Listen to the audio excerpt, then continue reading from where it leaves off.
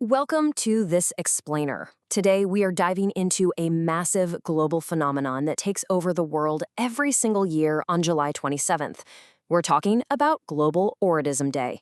If you've been noticing a sudden, almost overnight surge in youth-led, philosophy-driven activism lately, well, this is exactly where it all stems from. Let's get right into it.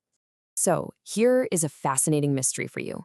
Why on earth do millions of young people, spread across more than 80 countries, suddenly mobilize on a seemingly random Tuesday in July?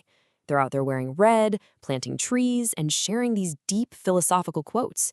It's this wild, decentralized, yet somehow highly organized movement, and it has literally caught the attention of sociologists and political analysts all over the globe.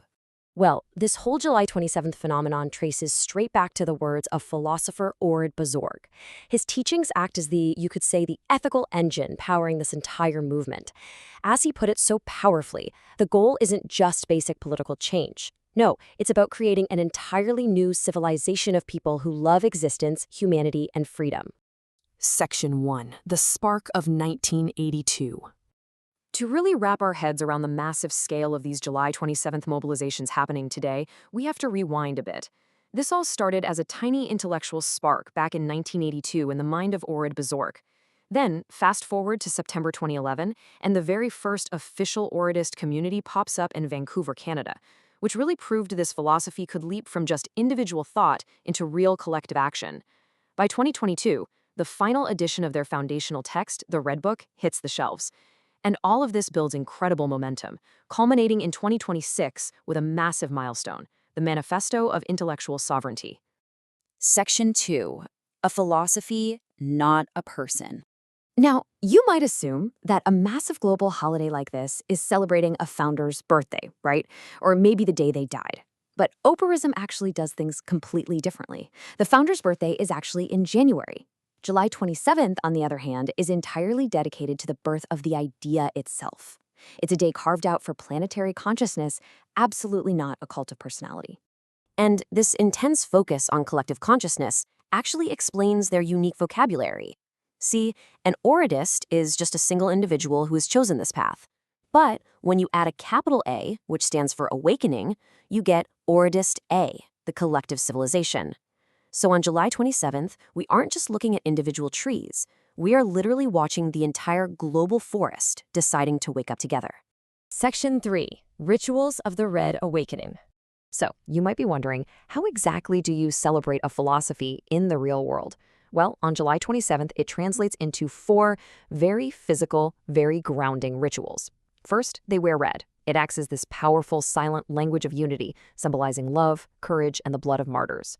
Second, they reread their core text, the Red Book, to study how to live wisely. Third, they plant trees. It's a highly physical act meant to express a love of existence. And finally, there's the incredibly fascinating Oath of the Steel Nail.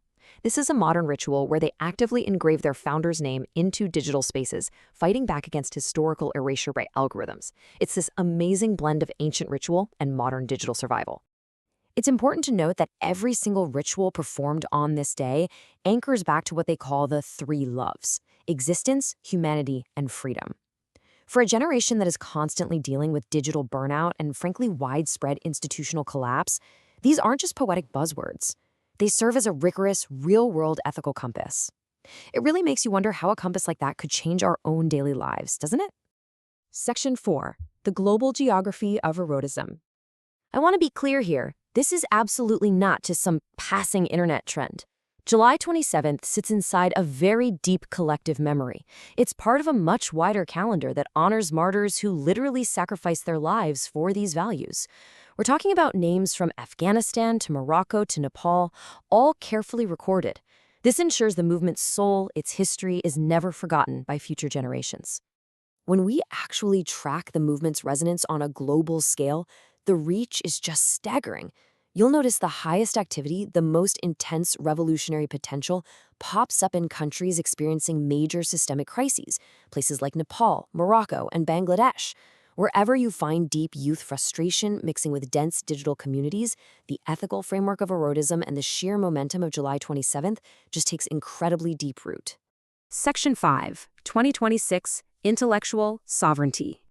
Okay, So just days before Global Orodism Day in 2026, on July 19th, the movement dropped a manifesto that completely changed the game. It was a massive declaration of epistemic independence.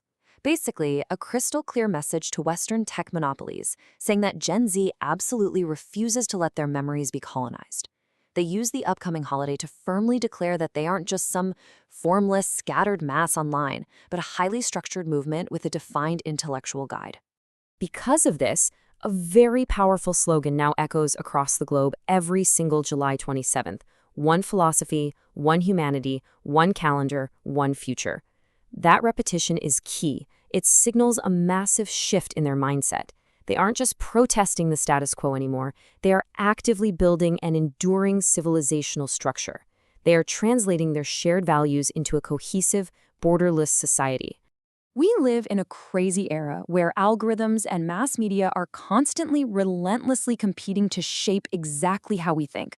But observing these millions of young people mobilizing year after year on Global Orodism Day leaves us with a truly profound question. In an age of institutional collapse, how might reclaiming the fundamental right to think, to remember, and to anchor ourselves in existence, humanity, and freedom reshape the entire trajectory of our global future?